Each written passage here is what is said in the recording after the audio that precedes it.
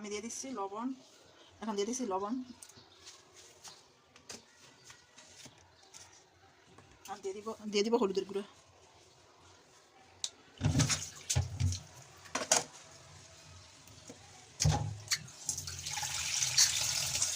আর এই যে একটু সামান্য পানি দিয়ে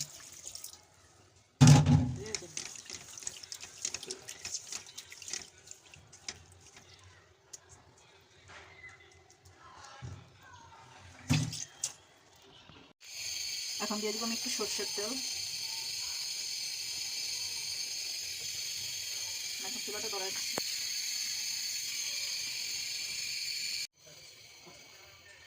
আমি মাছটা কালকে জাল দিয়ে রাখছিলাম, এখন কত শক্ত শক্ত হয়ে আসছে।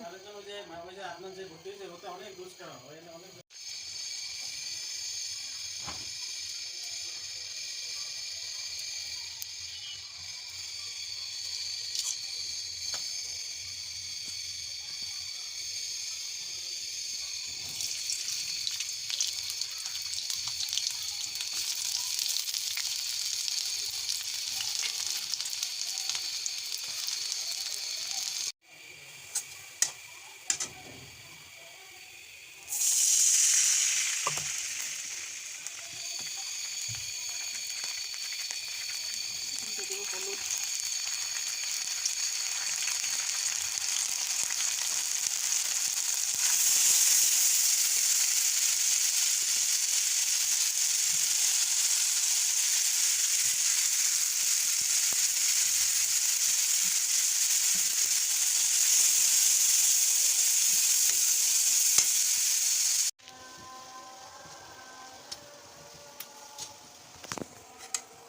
মশলাটা কষে হচ্ছে, দেখুন তেল ছাড়া দিচ্ছে, তেল ছাড়া দিচ্ছে। আর এ পর্যায়ে আমি দিব মাছ, এই যে মাছ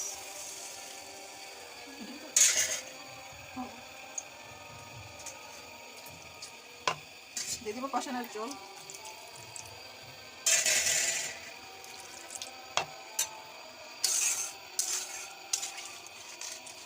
এই মাছটা এভাবে রান্না করলে অনেক মজা লাগে, আর ভেঙে যাওয়ার ভয় থাকে না।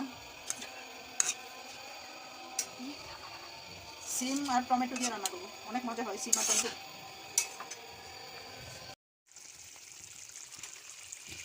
আমার মাছটা কষানো হয়ে গেছে সুন্দর করে, দেখেন। এখন আমি দেবো পানি, এখন আমি পানি দিয়ে দেবো।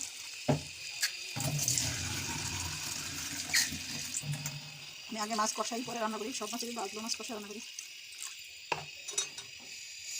এখন পানিটা গরম হয়ে যায়, দেখুন আমার তরকারির পানিগুলো টকবক টকবক করে জলগুলো করতেছে।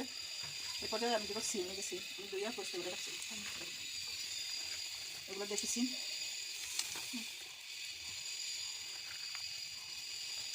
তরকারি মাছের সাথে তরকারি দিলে মনে করেন আপনার মাছ ভেঙে দেবো, মাছ ভাঙবে না, ভাঙার কোনো ভয় নাই। আমি টমেটোটা একটু পরে দিব।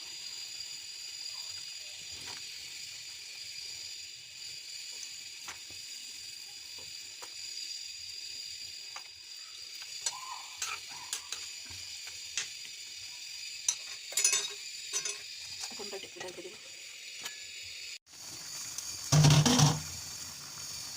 এ পর্যায়ে আমি দেবো টমেটোগুলো, এখন টমেটোগুলো দেখছি একটু মোটা মোটা করে কেটে দিচ্ছি।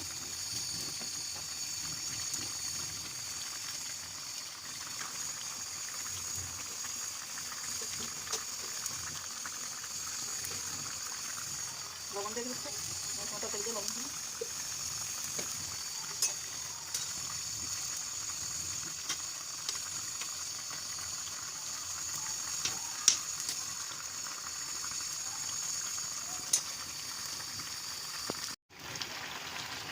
আমি দিয়ে দেবো ভেন্ডিটা।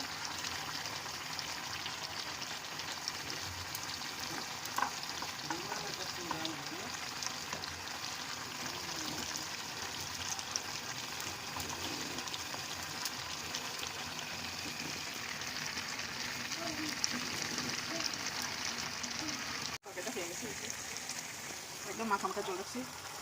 আমার তরকারিটা কি সুন্দর হয়ে গেছে, মাছগুলো একটু ভাঙে নাই, দেখেন কত সুন্দর তরকারি। দেখেন, ভালো লাগলে লাইক শেয়ার সাবস্ক্রাইব করুন। আল্লাহ হাফেজ।